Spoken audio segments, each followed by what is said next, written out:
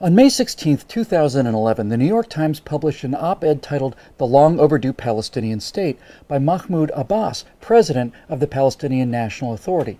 In that piece, Abbas called for the United Nations to formally recognize a Palestinian state based on the pre-1967 borders, regardless of negotiations with the State of Israel. The article appeared just a few days before Barack Obama's much-anticipated speech on the Arab Spring, in which the president also tried to jumpstart peace negotiations between Israel and the Palestinian Authority.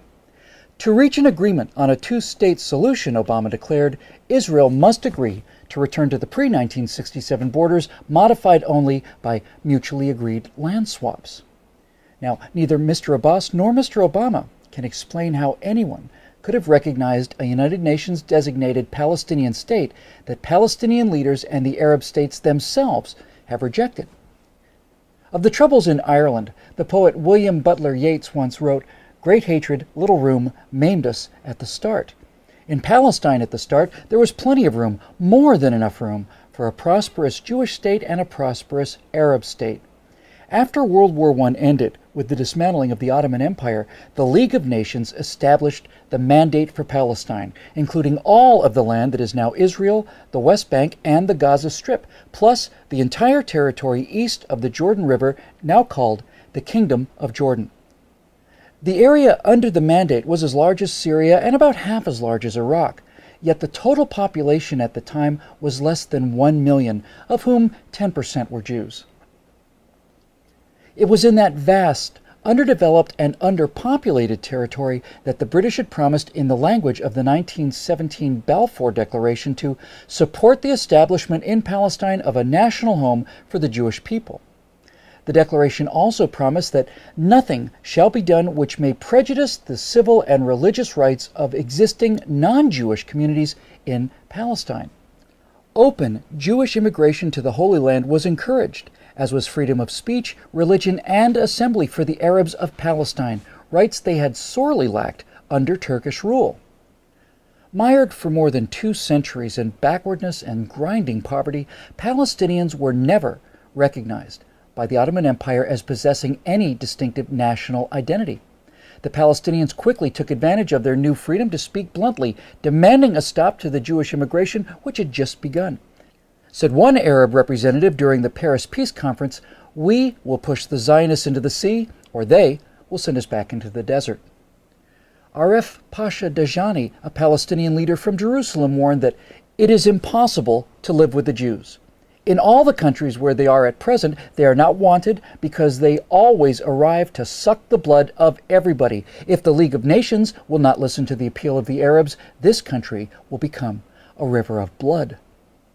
Well, as promised, blood did flow when the Palestinian demand to end Jewish immigration was not granted. Jerusalem was the first flashpoint for regular Arab attacks on Jewish communities in April 1920. Palestinians from nearby towns poured into the Old City. The Muslim mayor of Jerusalem and other notables worked up the crowd to launch a jihad against the Jews. "If we don't use force against the Zionists and against the Jews, we will never be rid of them," urged newspaper editor Arif al-Arif. The crowd shouted back, "We will drink the blood of the Jews." Shouting Islamic slogans like "Muhammad's religion was born with the sword," thousands surged through the Jewish quarter and into West Jerusalem. The mobs vented their rage against any Jew they could find, burning and looting homes and stores, and even attacking British and Arab policemen. After several days of rioting, the final toll was 6 Jews dead, hundreds beaten, and widespread destruction of property. What became known as the Nebi Musa riot was the opening shot in a 90-year war to reverse the Balfour Declaration. And things soon got worse as the Allies, to assuage the fears of Arab monarchs, separated the land east of the Jordan River out of the total area accessible to Jewish immigrants and created the Emirate of Transjordan. Reconciling the aspirations of Arabs and Jews became far more tenuous after the Balfour Declaration had to be carried out in the truncated area of Palestine from the Jordan River to the Mediterranean Sea.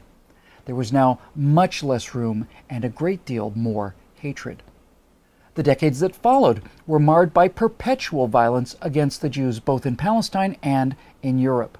The two were often linked. Under the leadership of the Grand Mufti and President of the Supreme Muslim Council, Haj Amin al-Husseini, the Arabs of Palestine waged an endless jihad against their Jewish neighbors. When the British sent a royal commission to investigate a solution, the Jews, represented by Chaim Weizmann, pressed for a partition of the territory into two states, even if the territory assigned to the Jews was the size of a tablecloth.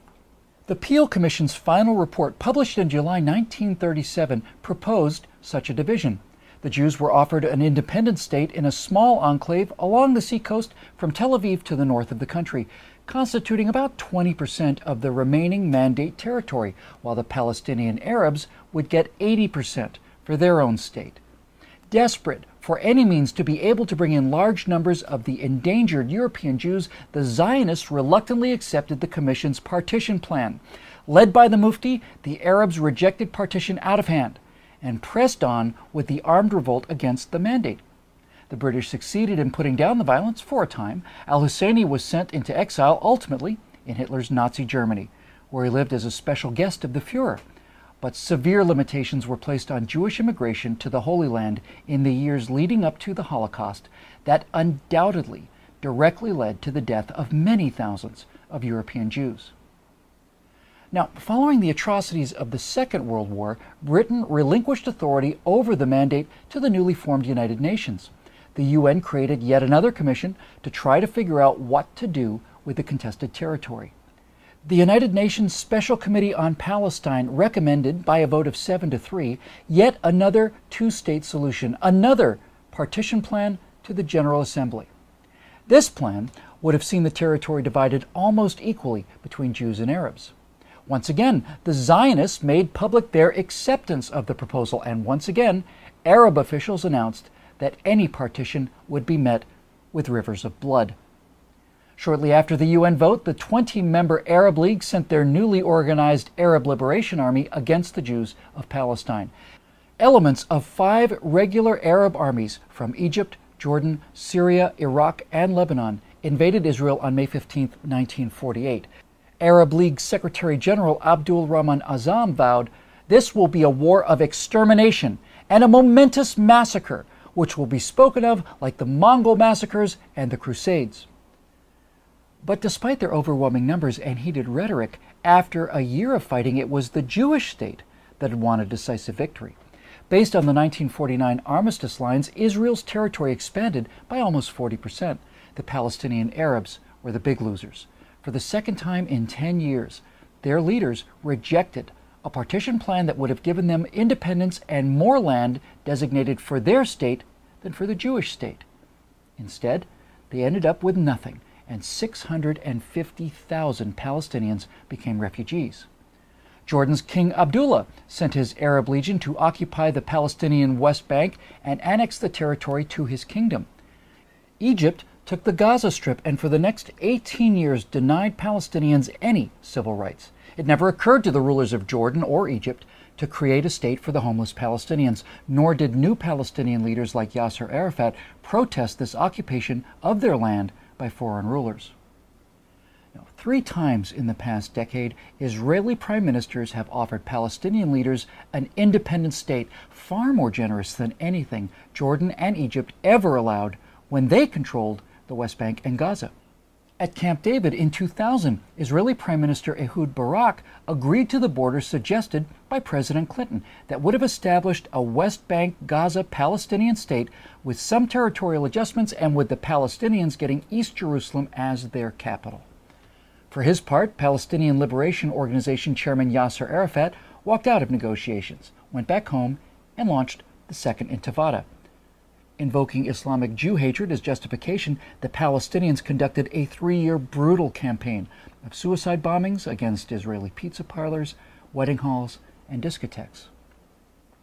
In 2005, Israeli Prime Minister Ariel Sharon decided that it was against Israel's security interest to govern the 1.1 million Palestinians in the Gaza Strip.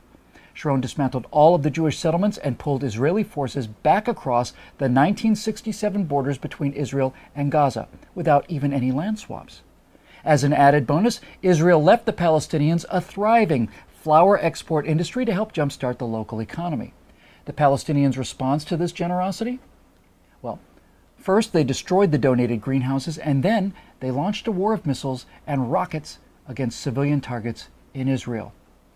In a September 2008 meeting in Jerusalem, then Israeli Prime Minister Ehud Olmert presented President Abbas with a detailed map of a future Palestinian state that, with land swaps, would constitute close to 100% of the territory of the West Bank and Gaza prior to the June 1967 war. Olmert also offered to divide Jerusalem, enabling the Palestinians to locate their capital in the eastern half of the city. Promising to come back the next day for further discussions, Abbas took Olmert's map to his Ramallah office, just a few miles outside Jerusalem, for his aides to study. But Abbas never returned with the map. This was the last time the Israeli and Palestinian leaders met. Many times over the last 63 years, both the international community and the State of Israel have offered the Arabs of Palestine their own state. Each time, these offers have been met by more violence against Jewish citizens. Neither President Abbas nor President Obama are ignorant of this fact. They simply both choose to ignore it. For Mr. Abbas, this refusal seems to be part of a consistent thread woven throughout the Arab war against the Jews. Mr. Obama's positions remain more mysterious.